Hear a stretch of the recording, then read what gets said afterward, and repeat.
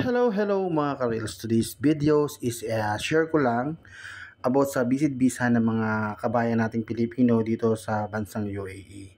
Ayan yung kasama ko sa bahay, si Marimaris. Mag-exit siya papuntang Oman galing dito.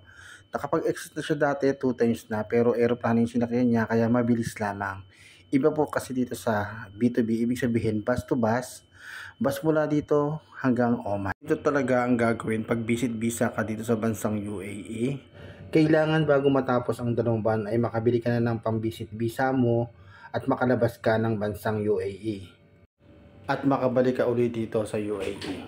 Pasalamat lang tayo kung may mga kamag-anak tayong kasama dito para tulungan tayo sa pagbili ng ating mga panibagong visa katulad nitong si Marimar.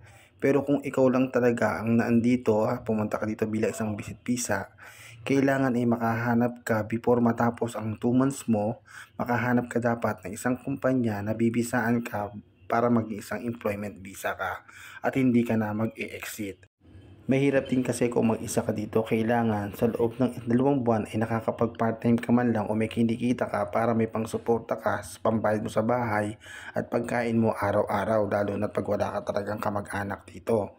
Kailangan labanan mo ang oras at araw-araw mong pamumuhay dito sa UAE. Ina-aware ko lang naman ang lahat ng ating kababayan ng mga nasa Pilipinas na gusto mag-visit visa dito na hindi kaagad trabaho ang makukuha nila dito pagdating nila dito sa UAE. Kailangan mo maghanap at kailangan mo magtiis at hindi pwedeng mamimili ka ng trabaho. Kailangan kung ano yung available na bibisaan ka talaga, kailangan ay magtiis ka muna at huwag ka maghahanap ng ganong kalaking sahod.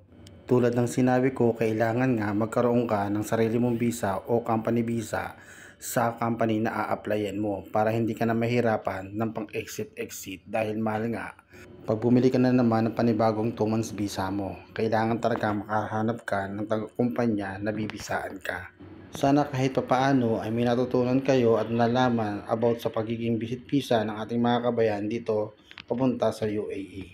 Dito nga pala yung meeting area nila na binigay ng agency sa kanila kung saan dito sila magkita-kita. Dito nila iintay yung bus na sasakyan nila papuntang Oman.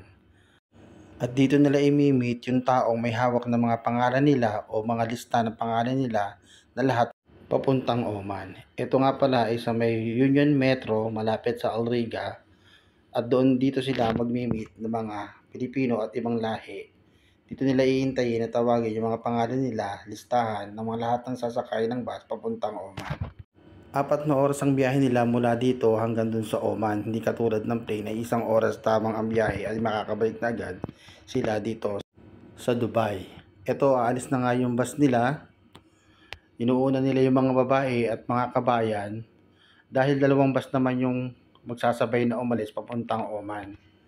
Thank you for watching mga tatay. Sana po ay may natutunan yung mga kabayan natin na nasa Pilipinas na gustong makapunta dito sa UAE bilang isang visit visa na hindi ganun talagang kadali o mamuhay dito sa UAE. Kailangan lang talaga malakas ang loob mo at hindi ka mapili sa trabaho ay magkakatrabaho ka naman dito. Kailangan lang talaga ng tatag ng loob at sipag. Thank you for